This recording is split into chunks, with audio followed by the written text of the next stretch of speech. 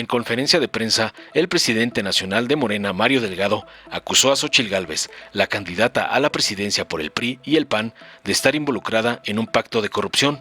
Delgado basó sus afirmaciones en un acuerdo hecho público que revelaba la repartición de notarías, oficinas recaudatorias y el Instituto de Transparencia en Coahuila, donde se estableció que el PAN lideraría el proceso de designación de la candidatura presidencial del Frente.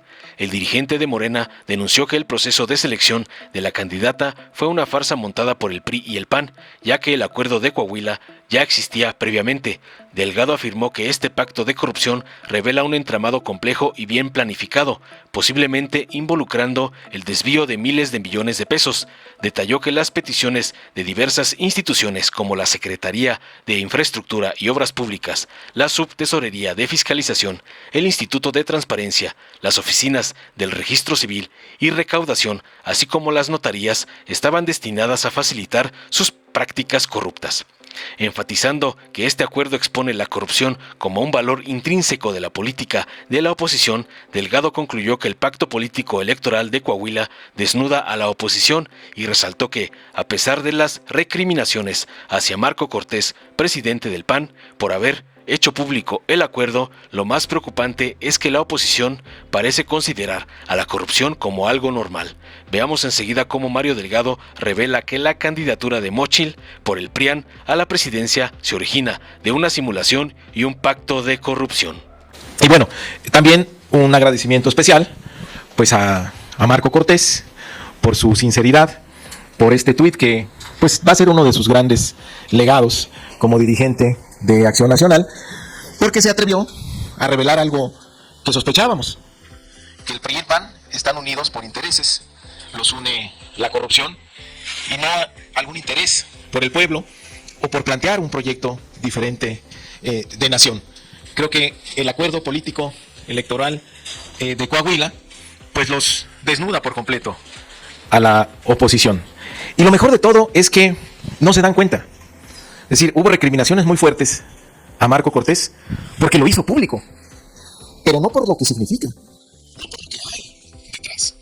Y el tweet de Marco Cortés es maravilloso porque lo hace desde un punto en el que él considera que la corrupción es algo perfectamente normal, que el ganar un gobierno de un estado pues representa un botín político que repartirse. Entonces ni siquiera alcanza a darse cuenta el fondo de lo que está mostrando, que es un acto de corrupción protocolizado en un documento.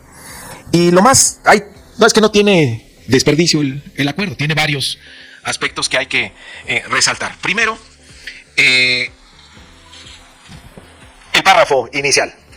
El Partido Revolucionario Institucional conducirá y siglará la gobernatura del Estado de México y Coahuila en el año 2023, mientras que el Partido de Acción Nacional siglará y conducirá los procesos 2024 de la Presidencia de la República y Jefatura de Gobierno de la Ciudad de México. Quiero recordar que el PRI y el PAN pues montaron un cuento de que iba a haber una elección para definir a sus candidatas.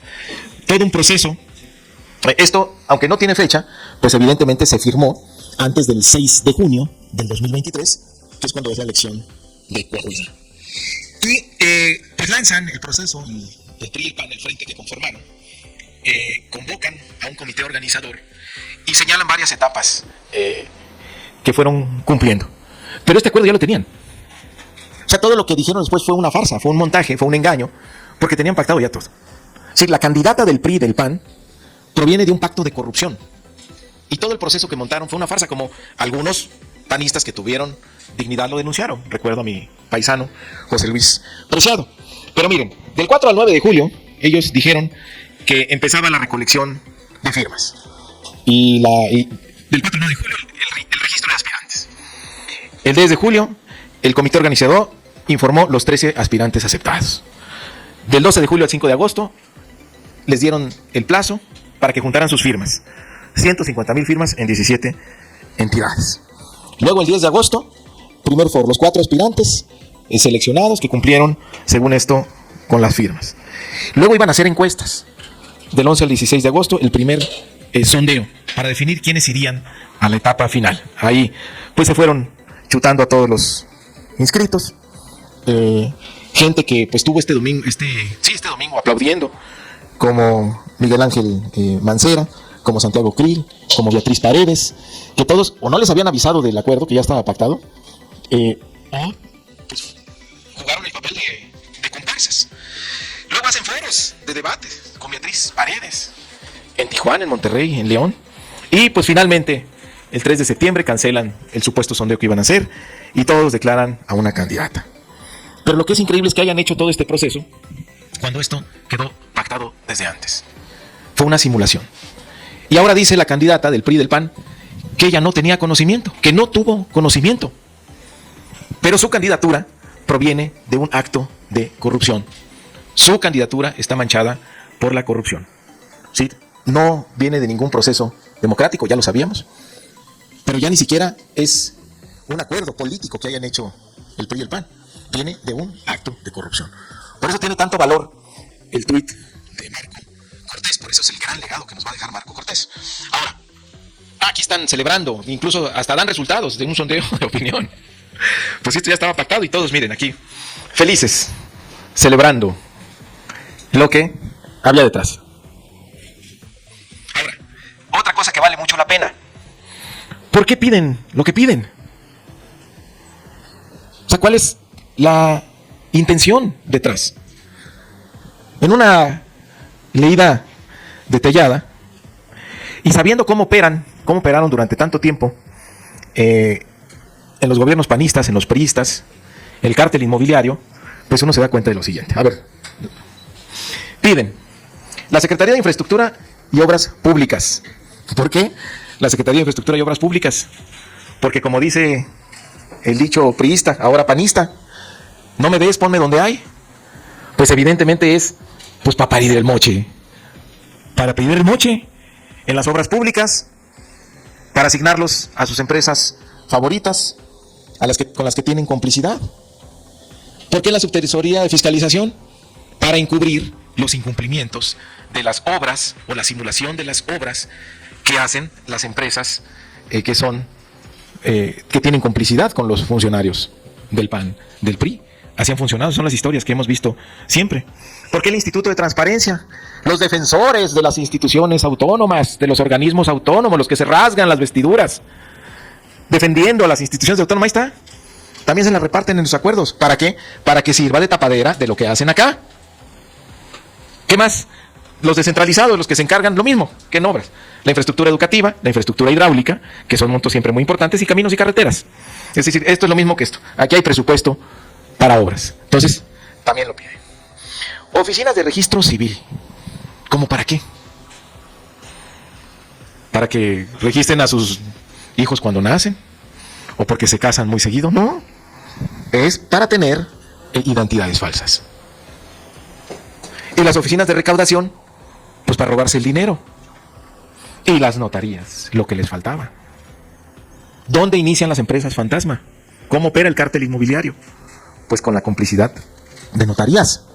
En la constitución de empresas fantasma, que luego ganan obras públicas y que tienen dueños que no existen. Y que las áreas de fiscalización no ven, y que el Instituto de Transparencia tapa. Es decir, son las oficinas que se necesitan para llevar a cabo el entramado de saqueo y de corrupción tan característicos del PRI y del PAN. Entonces, en lo que piden, se revelan sus intenciones. Por eso lo condenable del acuerdo de Coahuila y de Durango. Ya dijo el del PAN que sí, que también lo firmaron en Durango. Entonces, este entramado de corrupción que pretendieron hacer en Coahuila, y por eso están tan enojados, porque perdieron el negocio, hasta donde sabemos. Por esto este señor se ciega y con una inteligencia política inexplicable lo publica. Sí está muy enojado Marco Cortés y tiene razón, porque perdió una trama de corrupción, quizás de miles de millones de pesos.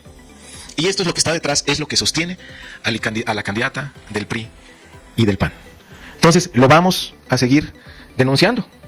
Y lo mejor es que a ellos les parece normal. Fíjense lo que dice este señor, el Armando Tejada. Acaba de hacer hizo una declaración. Dice, la repartición de un gobierno es algo legítimo y hay que legislarlo. Se debe transparentar y quedar desde un inicio para que todo el mundo tenga claro cómo participar y en dónde, una vez teniendo el gobierno. Fíjense nada más. Esto es lo maravilloso de la derecha, que ellos sí tienen como valor intrínseco en el ejercicio de la política la corrupción. Y por eso no lo alcanzan a ver. Por eso Marco se consagra con este tuit como líder opositor y tiene quien lo respalde. Por eso no hay panistas que condenen el fondo de este acuerdo. Condenan el que lo haya hecho público, pero no lo que está detrás.